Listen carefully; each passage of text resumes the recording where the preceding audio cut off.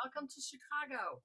Hi, I'm Dr. Ann Becker, and I am the Illinois Art Education Co-Chairperson with Laura Milas for the 2021 Chicago NAEA Conference. I am delighted to present the first artist in this year's artist series.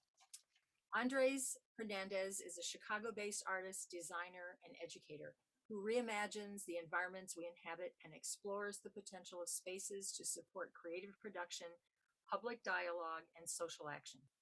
Mr. Hernandez received a Bachelor of Architecture degree from Cornell University and a Master's of Arts from the School of the Art Institute of Chicago, where he is an associate professor and a former department chair. He is the Museum of Contemporary Art Chicago's inaugural and current space artist in residence at Curie Metropolitan High School in Chicago. He is a 2018-19 visiting artist in residence with the University of Arizona School of Art and a 2018 Effermanson Family Fun Contemporary Arts Fellow. Mr. Hernandez is a member of the performance collective Dart Adaptive, where he co-developed movement and sound works presented at the Drawing Center, the Museum of Modern Art's Pop Rally Series, the Graham Foundation for Advanced Studies in the Fine Arts, Colby College, the Shraja Biennial 14, and Pace Gallery's inaugural Pace Live initiative, presented in collaboration with the Performa 19 Biennial. Mr. Hernandez's other recent projects include Tucson's Tete-a-Tete, a socially engaged artwork commissioned by the University of Arizona School of Art in Tucson, Thrival Geographies, In My Mind, I See a Line, a commissioned installation for the U.S. Pavilion at the 2018 Venice Architectural Biennial, and Away, Listen While I Say, a design-built commission for Pixtel, organized by the Pulitzer Arts Foundation and the Sam Fox School of Design and Visual Arts at Washington University in St. Louis.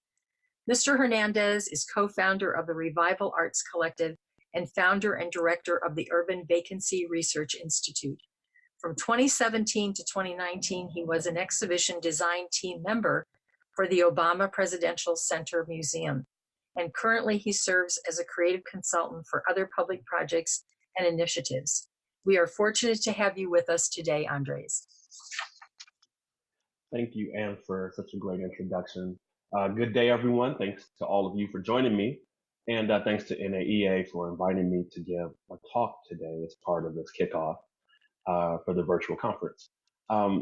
Just for those of you who may not be as familiar with me and may be checking my NAEA resume, since 2006, I presented at the NAEA National Conference numerous times and have also served on the executive committee and have been a member of the NAEA Community Arts Caucus. Today, I want to begin by reading a poem I wrote in the summer of 2016 as part of an exhibition I was invited to participate in at Art League Houston.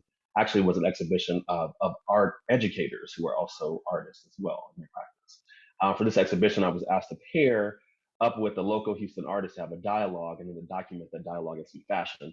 And in this case, I documented my dialogue through a poem. I selected Houston artist Ayana Jolivet McLeod for this. Ayana was an undergraduate student at the School of the Art Institute of Chicago while I was a graduate student. So we had known each other over the years. But let's begin. So this poem is entitled, I Am Not Certain Where I Am Going.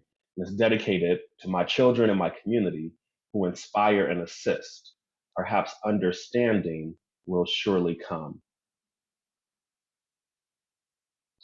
I am not certain where I am going, yet I plow forward with unsteady confidence, misread as arrogance. If you only knew how recurring waves of fear crash down upon possibilities. From the rubble I build, absent plans but purposeful, only action is the necessary motivation. I am not certain where I am going, yet I know I must go. Stasis is an option for the luxurious. Can I afford stillness, bankrupt with movement, the cost of shepherding solutions? Play, then pause. Somethingness stems from intentional absence. I am not certain where I am going. An invisible presence fills the gap of uncharted opportunities. Relationships provide soft superstructures for constructing worlds we desire. What benefits derive from our labor? What moments have we missed in our lives? What wisdom comes from seeking these answers? I am not certain where you are going, yet you plow forward with unsteady confidence, misread as ignorance. If they only knew how rote strategies are inherited, confusing your sense of the possible. With reservation you build, askew but potent. Insistence anchors each movement. I am not certain where you are going. This doubt does not escape you. Pathways dissolve with hesitant steps. Could it be your destiny is the ambitious paver and not the cartographer of our futures? Sculpting the means more than managing its making. I am not certain where you are going. Belief powers progress, and faith fuels your calling. Networked relations suggest other than art, yet how can you create without commune?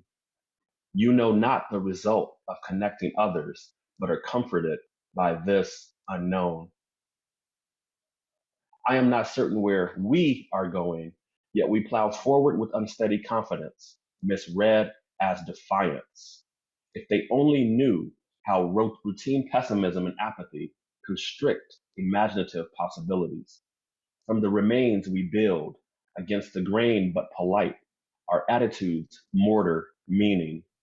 I am not certain where we are going, together bound by vocation, family, and community. The ills of one provide salve for the other.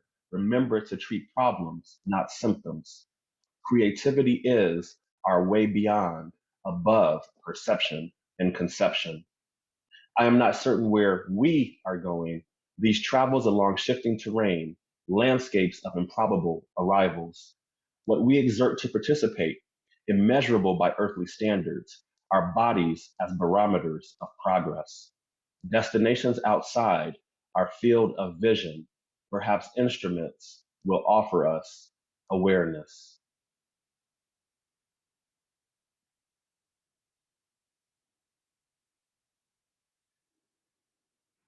As Anne mentioned during her introduction, I'm an artist, designer, and educator who actually was born and raised here in Chicago, Illinois, where I'm currently based.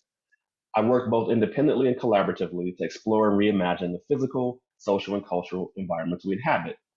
The built environment informs my research interests and creative production, and this is due to my initial education and professional training in the field of architecture. While, while I am not a licensed architect, I consider the interpretation and shaping of physical space as central to my work. This work often takes the form of archival research, writing, public programming, participatory workshops, creative placemaking, and ephemeral interventions and performances within the built environment. Some of that I'll share with you today. So, oh, I went too far, sorry. So as I shared a bit ago, I work both independently and collaboratively. This diagram in front of you is one way I think about and how I represent my work. At most, just an evolving proposition, it has helped me discuss and situate the various projects I've been involved with over the last 20 years of practice. Today, I like to focus on projects that exist somewhere between the upper right quadrant, right? So that shared and public quadrant, but also have projects that are also in the studio and singular as well. But I like to at least talk about those in the upper right quadrant, things that are both shared in terms of the production, but also public in nature. And this is just a quick note. I just want to continue to use this as a diagram for me. It doesn't mean it's a perfect way to diagram or explain my work, but it's a way for me to sort of come to understanding with what I'm doing. So just to give you an example of that, this project in front of you here, it's actually a detail of a photo series I've done. This was conceived independently, yet executed in public, right? So I'm also doing my own work in public, but I'm also doing work, which I'll share with you later today, that's actually done in collaboration with others in public. And in this case, in front of you is the work At On Off Warren from West Warren Boulevard series, in which I explore the concepts of walking, collecting, and analyzing as performance. And then I intersect the spatial limits as represented within the built environment within the physical limitations of my own body. And so I'm also someone who performs within the urban built environment. So today I like to focus on projects that are done in collaboration with others.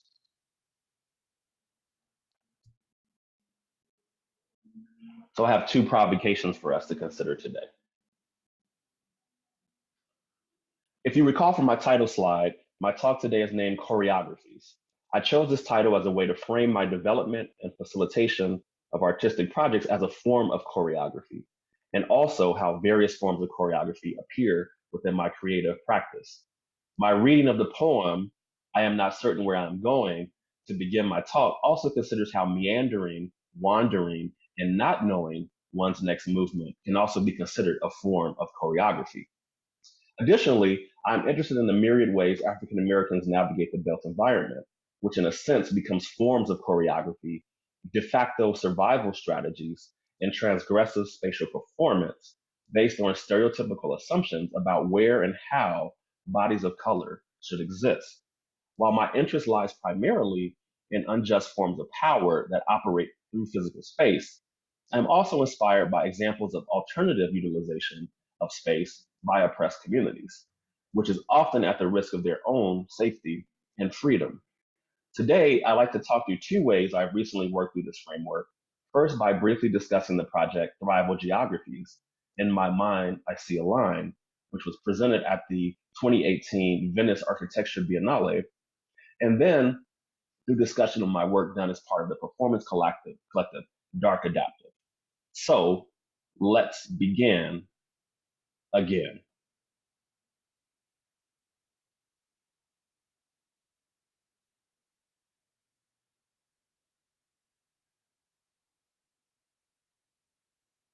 This is the, if you are interested, you can see the full presentation at the US Pavilion of the 2018 Venice Architecture Biennale online at Dimensions of Citizenship. And I'll jump into our project in a second. So for the Venice Architecture Biennale, my colleague and close friend Amanda Williams and I were initially commissioned to do a project at the scale of the citizen. Dimensions of Citizenship was set up to think about 7 different scales of citizenship as opposed to one singular vision or definition of what citizenship could be. And this was actually based on, if you're familiar with the Eames film, The Powers of 10, was thinking about the different sort of powers or scales of citizenship. And so we were tasked with thinking about the scale of the individual, the scale of the citizen as the first scale. We were asked to think about this question: what does it mean to architecturally embody citizenship? These are my two colleagues, Amanda Williams, and then Shani Crow as well, who we brought on as a collaborator for this project. I think it's important to show us because there are very few African Americans who have been represented the U.S. at the Venice Architecture Biennale. And so I wanted to make sure you get a sense of who we are from this. We took up this idea. The pavilion itself is actually based on the main house from Thomas Jefferson's Monticello, which is actually based on a villa by Palladio, right, in Italy. And so we take up this quote as a sort of basis of our project, right? How does one approach a building whose very joists and beams, like those of Monticello, are infused with the histories of US racial and sexual politics? It has meant dwelling in the folds of duplicity, and it has meant superimposing another architecture onto that of the pavilion, an architecture of fugitivity, freedom, and Black autonomy. And for us in this project, we considered the phrase Black Women's Space Matters as actually a manifesto that guided our project. We were really considering and thinking about all of the issues and ways that Black women in particular navigate physical space, the built environment, and all of the issues associated with that. So we proposed an intervention at the scale of the citizen in the courtyard of the pavilion that celebrated this Black spatial autonomy. We embrace Black Women's Space Matters as a prompt in the formulation of our intervention. This prompt is not meant to suggest racial and gender exclusivity in the use or activation of the courtyard. Instead, it provided an intersectional lens to explore formal manifestations of a built environment that supports all people in quest for full citizenship and participation in the democratic ideal. we ask this question: in what ways have Black women historically navigated and shaped space, and how have their spatial practices served as forms of agency within an oppressive society? As a way to address the overall theme of dimensions of citizenship and the particular scale of the citizen through the framework of Black women's spaces, the historical figures Harriet Jacobs on the right and Harriet Tubman on the left served as our muses. We foreground and position these particular women's spatial practices as intentional strategies and manifestations of agency and freedom within US civic space and throughout the world. Our interventions serve in and of itself as a speculation among the ways in which this design strategy fosters spaces that go beyond mere survival, which is based in protection and security, and move towards thrival, which is not a word as we know. The two Harriets and the millions they symbolically represent were legally considered property, not human nor citizen. Their agency was predicated on their ability to use fugitivity, duplicity, masking, and invisibility as essential spatial strategies and tactics. Harriet Jacobs sought a peculiar freedom by confining herself to a liminal space, hidden in plain sight, within her owner's house for 7 years, while Harriet Tubman found emancipation for herself and others through a physical network of coded musical signals, safe houses, and supporters along routes from the south to the north, and Canada known as the Underground Railroad. While the two Harriets existed in a specific historical moment, our approach accounts for other socially and economically precarious Black populations, including transgender and female identifying persons, undocumented immigrants, the disabled, runaways, sex workers, sex trafficking survivors, those living with HIV, survivors of domestic violence, and others. In many ways, these Black women are the most unwelcome and fugitive bodies of all, as they can rarely settle comfortably within the social and physical spaces of the built environment, nor the protective privileges of citizenship. What you'll see next is an initial sort of collage work in thinking about what does it mean to sort of create a space, a pathway, to choreograph a way of moving through the physical landscape. And then the next couple of slides are some of our initial studies of this work done with sort of copper wire. Here's an early collage. Thinking about how to sort of take this project and scale it up to the scale of the pavilion. What you're looking at in front of you is the exterior courtyard of the U.S. Pavilion and the Giardini for the Biennale. Here's another example of early kind of collage work.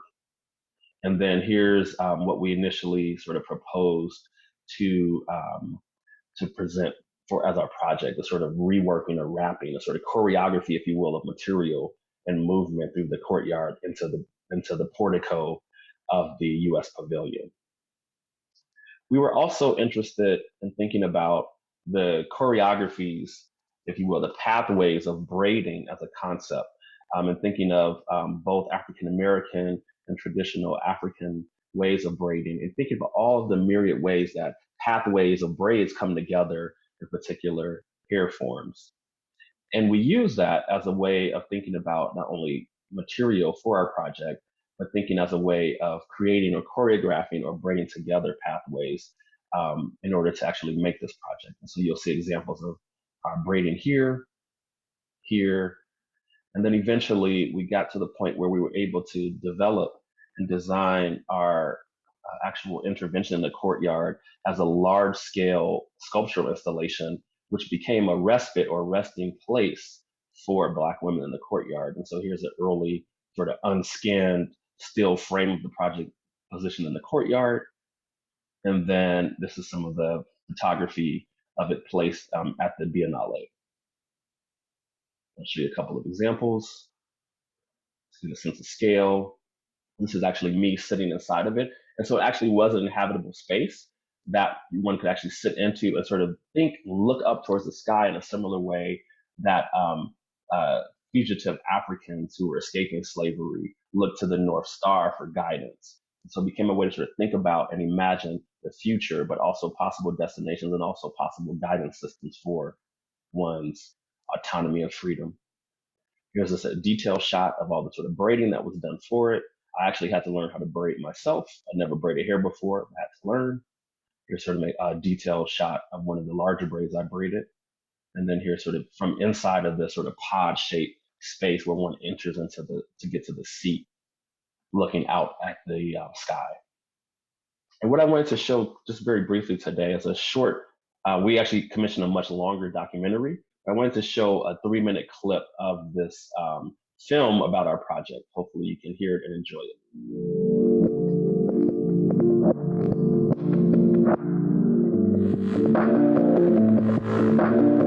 This isn't just a hairstyle, right? It is, but it also is like an extension of an identity, or it differentiates itself from the next country or the next town or the next group or the age, generational, or all kinds of things, right? Like this is almost like a loom. Like if we could magically cut away the frame, that thing could potentially stand on its own. And so I think that's also the pushback to our architectural community, to be like, this isn't the extra thing, this is not the decorative thing in the way that they want it to be. Somehow we've let reign this idea that structure and form rules, and it pervades in the way architecture is disseminated in most major Western institutions, right? And so there's a way in which we're trying to assert with our experimentation with this, that this is a way of making architecture. I don't see these things as being so different.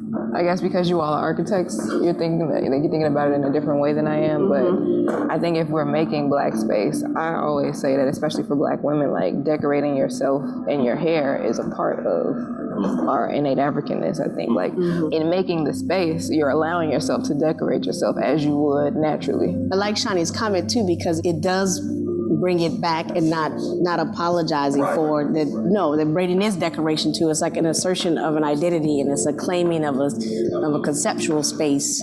I'm not a braid historian. I'm a craftsman. I have a lot of years of experience braiding, and I'm an artist, so I like to make artful braids and take braiding to the next level as much as I can in my own work. I'm always trying to push it a little bit further. When I think about this, I'm mostly thinking about Black women that have to exist in corporate America, and they have to wear their hair straight in order to make white people feel comfortable. All of these styles, I spent time creating them and had to take them down afterward. And I always expected to do that because people have to go to work, and they can't go to work looking like that. Not because it's not beautiful, but just because it's unacceptable. So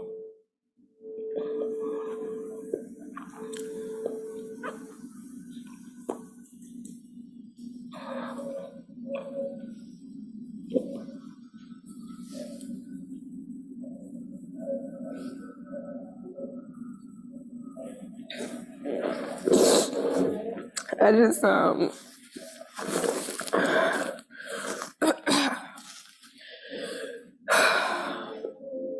although it's healthier for a lot of Black women to wear their hair natural or to braid it to protect it, you're told that that's unacceptable. So in order to have a job, you have to do things that are unhealthy for yourself, things that are against what you know is good for you, when it has nothing to do with your ability to do the job. It's just the way you look. You have to submit to other people's ideas of how you should look. And I fear that if I'm in Europe doing this, for people that will be specifically at the Architectural Biennale, will they be able to understand?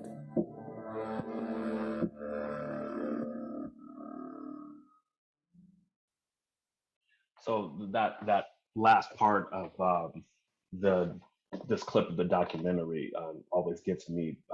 One, because Shani is an unexpected emotion, but you can imagine sort of years of dealing with this, the idea she's speaking about, but also thinking about just real world examples. And so soon after the Biennale, New York City voted to ban discrimination based on hair. So we know this is actually real world application. It isn't just conjecture or one person's particular experience. This is actually sort of multiple people's experiences over histories.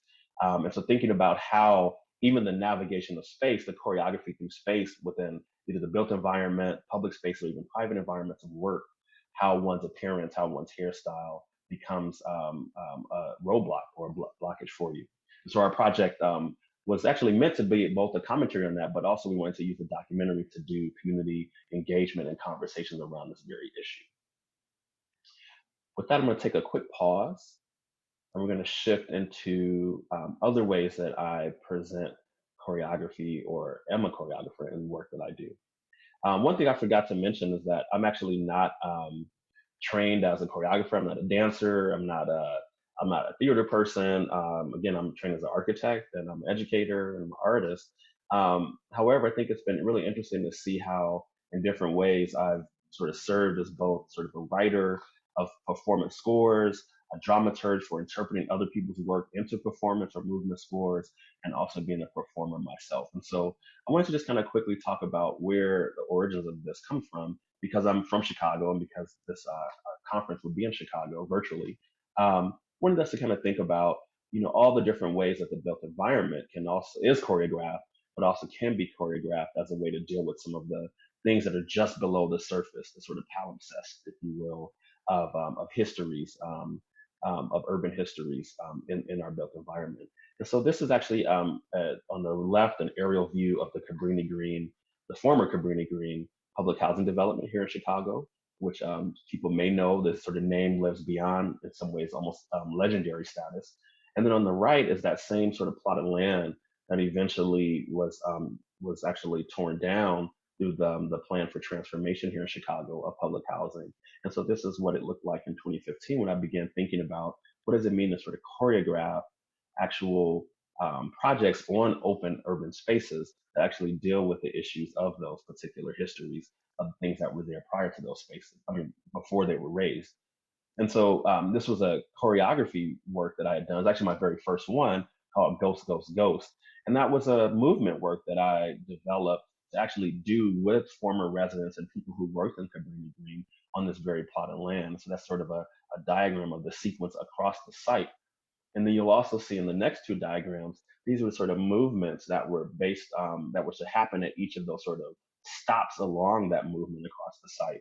So I began to think about what does it mean to choreograph other bodies in these ways. And so this was like the visual diagram of what each sort of spatial exercise would look like. And then there's these textual scores as well that accompany the physical movement. So this was in 2015. This was the first time I began to think about how I might write and choreograph, right? As an artistic practice, but also as a way to sort of reclaiming space, but also reclaiming one's power over one's ability to navigate that space. And then after that, I started to begin to create other performance scores. And for people who are unfamiliar with scores, a score is much like if you think about music, right? A composer may write a score for music.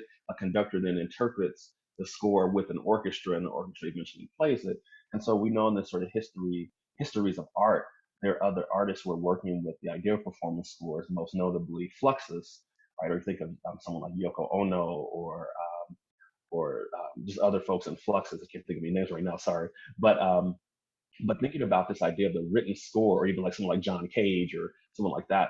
So thinking about the written score as an actual sort of instruction, if you will, almost like a recipe for performing for other people to do. And so the score itself is the artwork.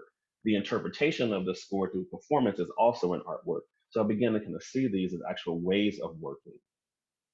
And then eventually I started to use these scores even in my teaching practice. And so I'll show a very short clip. I won't show the whole thing because of time, but I'll show a very short clip of a performance score that I wrote for my graduate art ed students at Vermont College of Fine Arts several summers ago. This was the sort of score you see on the screen. And I'm going to show this short clip now just to get a sense of them performing the score.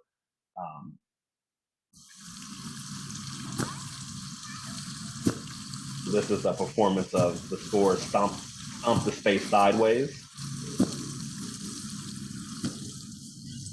And you'll see there's a large open green area where the students are performing the score. And at every moment that they end the performance, they have to sit. And then they would stand again and re-perform it.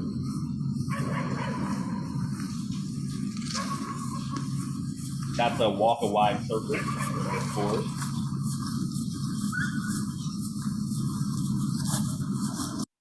And so each of those was a simultaneous performance. So I think it was like 12 students or so performed all 18 of the scores simultaneously. They sort of started at a different number and performed it. And one of the reasons I brought that to that particular group was because I was teaching a workshop around social and spatial practice, right? What does it mean to work publicly with others out in the built environment as a form of artistic practice? And so truly believe that the writing of these scores is a way for us to take back our sort of power over the built environment, particularly when so much of the zoning and ordinances are written without our input, right? And so they actually have power. These writings have that we rarely see have power over us. And I've been really thinking about how do we sort of write our own power through the writing of scores to perform in the built environment. Here's another score I've written, just kind of showing you a couple of examples. I'm in a Sidewinder Circuit, which was performed at the Acre Residency in Steuben, Wisconsin, several summers ago. And then sometimes these scores or the thinking about a score become other ideas. And so I'll just kind of quickly show a project that I worked on as part of a visiting artist residency for University of Arizona School of Art, a project I entitled Tucson Tete to Tete, in which I was thinking about a particular space, a park, Veinte de Agosto Park, which is in downtown Tucson, that had been closed since 2015 because of conflict with the unhoused um, or homeless community. And so different ordinances were written into the Tucson City Ordinance in order to keep not only this park closed, but to also create a literal linear barrier around the park, which people couldn't cross during certain hours of the day. And so I kind of took that up as a way to think about what does it mean to write a score as a habitual line stepper, right? Kind of take that sort of play on words to think about what it might mean to perform not only the transgression of walking the line, but also the transgressions of crossing the line. And so I'll just show a very short clip of work. It's actually me attempting to walk the line, a little off balance initially. So writing this particular score came about because I was interested particularly in this idea that a physical line can be painted in public space in the built environment, and that became the physical barrier for one not to cross, as well as thinking about what it might mean to tackle the reopening of the park and the removal of that line as a possible artistic project. I was also interested too in this idea again of similarly to thrival geographies, this idea that some people are unwanted in public space, right? So you look at this particular quote here, and what if policing and state sanctioned violence and keeping spaces safe for the public? For what kind of public is it being kept? How are homeless and other indigent people to be incorporated into public spaces in the public? Can they be incorporated if other members of the public feel intimidated or wary of going to those spaces? And so for me, this was something I wanted to take up as a starting with a sort of score idea around this line, this barrier, and thinking about what it might mean to develop a project that actually engages people, the different sides, if you will, in communicating around not only the closure of the park and all of its issues in terms of its history of why it was closed, but also in the future of the park. And there's a bench, a tete-a-tete bench in the middle of the park that I became quickly enamored with over my time visiting, and began to use that and think about it as a way to contemplate what it might mean to do kind of a more social gathering around the park in terms of conversations about what could happen. And if you see here on the right in this photograph, this is one of the reasons why the park was closed. One of the activists I worked with actually he worked with other people to develop these sleeping pods for the homeless at the park. And so the park became occupied by the unhoused population of Tucson, most of which were veterans, but also there were some women as well, so couples, because if you're familiar with the shelter system, oftentimes couples are separated depending on what stage of the shelter they're at. And so these became sort of, or people who have pets as well, sort of pushed away from shelters. And so they created their own sort of living situation at the park, which eventually became a nuisance to the city, and then eventually was raised, and then the park was closed. So I began to kind of take up that form and thinking about what a construction might look like, and also thinking about this line in a particular way. So the score became another score called Sit On, Sit In, Sit And, which I'm asking people to sit at the park and contemplate these particular issues of homelessness. but it also became a proposal for a linear intervention at the park. And so thinking about that line on the ground is painted, extruded upwards in 3D to create a barrier that can be both a place for providing ideas, but also a place to do group conversations. And then lastly, to be an actual linear green line that becomes that barrier or site for sitting at the park. This actually, the proposals here weren't actualized, but I hope one day that they can be, but I really hope that we won't need to do it because the park will be reopened at some point. And then just kind of quickly just to show you, sort of how projects develop. So from those ideas, I basically created what was called a parking lot at the park, and and asked the public to sort of weigh in through public polling of these particular questions around reopening the park. And then we also worked to create these sort of pallet parks here. This is actually the activist, Pastor John, that I worked with around this project. And so he's been continuing that project in my time away from the city of Tucson. So again, I want to kind of show you other examples of how I'm thinking about choreography through my practice, both in terms of writing scores, but then also in terms of how these might begin to manifest into other projects as well. In the remaining minutes of my presentation today, I wanted to talk to you about my work with the art collective, Dark Adaptive. And so in the photograph, it's like our Gap or Banana Republic ad, or maybe our album cover photograph. This is myself on the left, Zachary Fabry in the middle, and Turquoise Dyson on the right in the photograph. Dark Adaptive is a performance collaborative that practices the amalgamation of 5 essential forms: art, science, language, architecture, and film. We infuse these perspectives with a spatial imagination to produce new ideas for cultural and political transformation. Our impulse to construct performances that consider these 5 components is based on our desire to carve out open space for conversation and contemplation around the most pressing issues of our time. So I'm going to actually show you a couple of projects from Dark Adaptive and then close out this afternoon. But again, these projects are working as physical choreographies that Zachary Fabry performs. So let's move forward. I'll start with the project Wonderground, which was at the Drawing Center in New York in 2018. And almost all of our projects as Dark Adaptive begin with, or have begun so far, with commissioned work by Turquoise as an artist who's doing sculptural installations. And then Turquoise brings Zach and I in together as Dark Adaptive to activate those sculptural installations through movement performance. I'm not going to show this clip, but it's a clip from the movie Bingo Long Traveling All Stars and Motor City Kings from I think 1978, which is produced by Motown.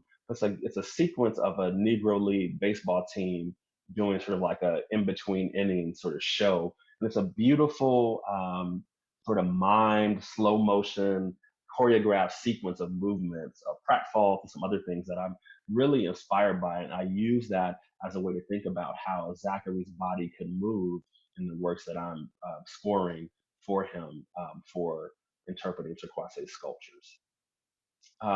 And just to kind of show you other ways I work, so I'm also working at the scale of the score. And so I'm taking up the tradition of the drawn score, the written score, the graphic score, sometimes the actual audio score, because I'm actually doing sound as well in projects. But this was some of the original sort of pieces of the score. They're just on 3.5, 3-inch by 5-inch index cards that could be placed in Zach's back pocket or shirt pocket. And it's based on this concept of up is down, which is based on the Douglas Kearney poem, which I won't get into today.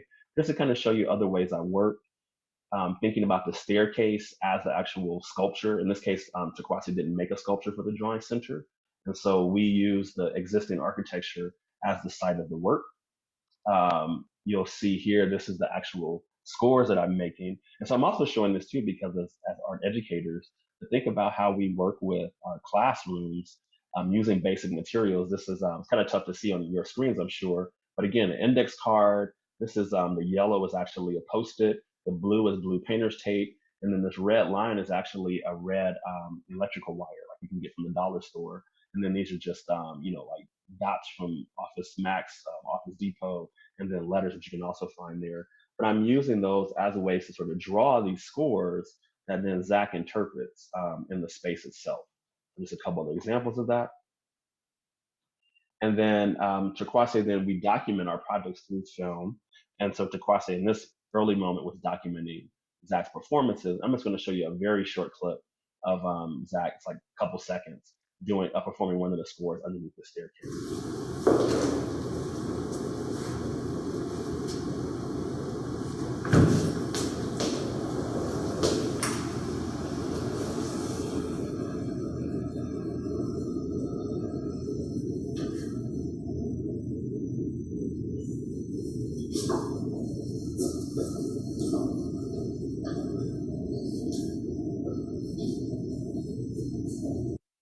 And what I love about that was the first time actually working together with Zach. Kwasi and Zach had worked for years together. And then I came into the group and then we formed Dark Adaptive. What I love about that is I never dictate exactly how Zach should move. My scores are typically interpretations or suggestions of how movement might happen. And they kind of set sort of parameters of movement. But Zach, I love just kind of seeing how Zach interprets these. And so you'll see another example of that in a second. Here's a second project called Journeyman that we did as part of Chakwase's exhibition at the Graham Foundation here in Chicago. And this was actually based on two different sculpture installations on two different floors of the Graham. One, the bottom one based on the story of Henry Box Brown, who actually built a box and mailed himself to freedom. And then also the story of Anthony Burns, also another enslaved African American who stowed away in a ship and sort of sailed into freedom. And so Takwase develops these really engaging and beautiful sculpture installations around these larger histories of sort of Black choreography through to freedom. And so these are the two installations. And then Takwase also develops these drawings that are almost like scores in some ways, but they weren't meant for performance, but they're just ways of thinking about the movement as well.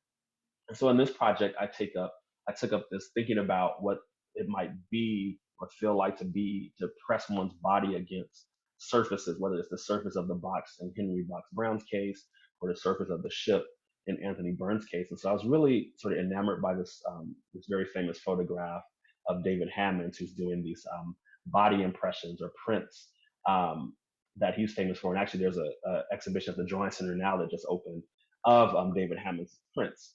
And so just kind of thinking about that image and thinking about what it might mean to begin to take Hammons' body as the actual score and sort of moving his body across the bed of a photocopier, just a black and white photocopier. This is a very old sort of way of thinking of like making work, right? Just taking a still image and actually moving it across a scanner or moving it across a photocopier to make work. And so I began to kind of think about, what types of work develop from using that one image and sort of making work from there. And eventually this became the score for the project. It's like a tondo. It's also like a dial on the clock. There's sort of 7 all Black moments, which actually represent the 7 moments that in Henry Box Brown's case, his box was turned over, so he was upside down and thought he would die. And so I'm taking examples of the story and also working those into a score. And then here's me having a conversation with Zach about, here's the score, here's what I'm thinking, here's the sort of backdrop. I'm interpreting all of this for Zach. And then Zach takes it and just blows my mind. And so there were 3 holes in the ground floor of the Graham Foundation where the Henry Box Brown sculpture was. And I mentioned that to Zach, and I said, well, think about us as being inside of the box like Henry Box Brown. And then here's Zach's interpretation of that.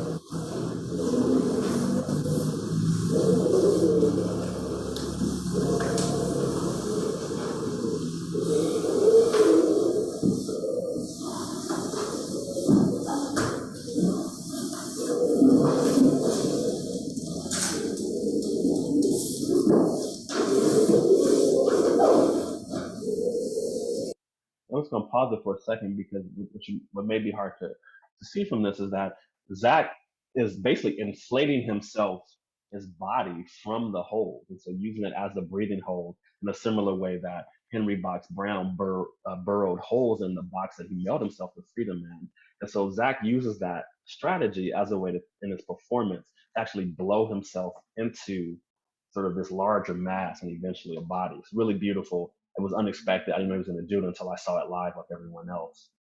And then I used David Hammond's body to actually create the score for Anthony Burns as well. And because Anthony Burns sort of stowed away in a ship to go to freedom, I was thinking about the idea of the wave, right? And really kind of how do I abstract this image of Hammond into a wave? And so you'll start to see this wave abstraction that happens by me, again, just running the image across the photocopier in a particular way. And those eventually become these scores, almost like waves of water that eventually, again, I talked with Zach to translate this, and we started to make constructions using the scores as well. And this is always interactive. So again, there's never a point where I'm just like, this is it, this is the script, or this is the score, work with it. It's more like, what's the interaction and dialogue in which this occurs? And so here's, again, first time seeing this was when Zach performed it, but here's Zach performing the Anthony Burns score that I produced.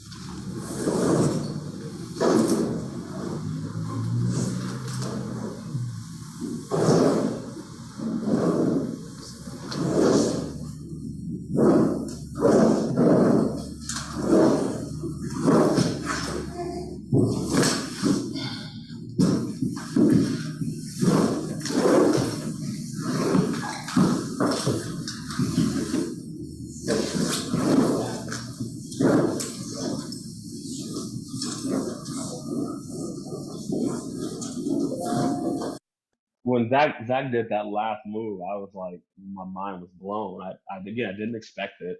And he's interpreting the waves with his own body. His body becomes the waves, but it's also his body becomes a sort of surrogate for Anthony Burns' body as well.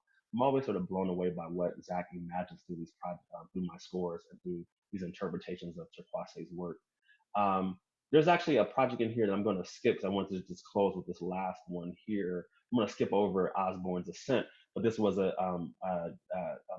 commission that Turquoise had at Colby Museum of Art at Colby College that we actually did. I did a score for it. I wasn't able to attend, but Zach performed. This is what the sculptures look like, and Turquoise's Chandos in the background. And then that's Zach on this sort of this ramp sculpture that Turquoise developed. And that's sort of Zach beginning the initial performance, just kind of practicing. That's Zach in the air. I really love these sort of photos of him sort of flying and balancing his body. But we'll move on, so I won't get a chance to show that video at the time. The last project I'll show today is our work for the Sharjah Biennial in 2018. And there's a project called Pearl Divers. And so located at the edge of Kalba, which is actually about an hour and a half north of Sharjah, we did this project. Turquoise developed this sculptural installation called I Belong to the Distance, which juxtaposed the built environment and the arrangement of people and the landscapes and natural resources. We were facing the Gulf of Oman. And so you'll see in this next photograph, here's Turquoise's sculptural installation that's facing this little bit of this peninsula with the Gulf of Oman in the far background. And so one of the things we took up, the title of this is Pearl Divers. This is the idea that it was a movement performance that was inspired by the labor histories and experiences of enslaved and free men of African descent in the Gulf region from the late 19th century well into the 20th century. And so they were actually enslaved as pearl divers. So oftentimes people don't think of the East African slave trade, but it did exist. And we developed a choreographed sequence that was about the sort of up and down rhythm of enslaved Africans actually diving into the water to find pearls. And there were like 30, they could do like 30 men on a boat at a time to do this. And so here's some of my scores for that. And then I'll end on a little bit of here's the sort of choreographic sequence between the sculptures. And I'll end with this last like 1.5 minute clip of us performing on the opening day. And you'll hear me and see me actually doing the sound score for this as well.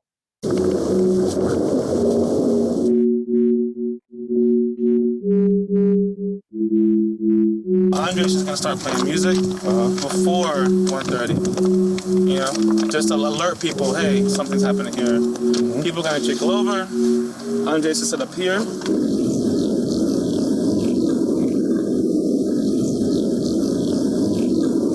got some movements right here. Maybe I'm flirting with that. Boom.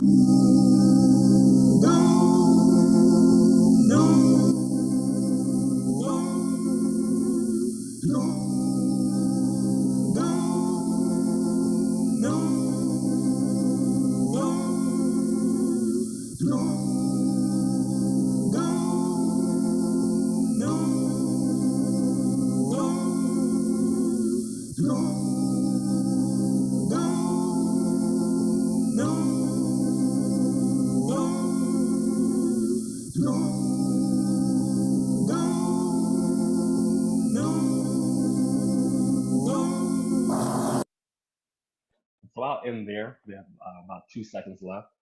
So again, thank you for your time today. Thank you for listening to how I think about choreography in my practice. Welcome to Chicago. And I do hope we get a chance to see you in person and live at some point in our post-pandemic world. Thank you for joining us today and thank you for listening. Take care.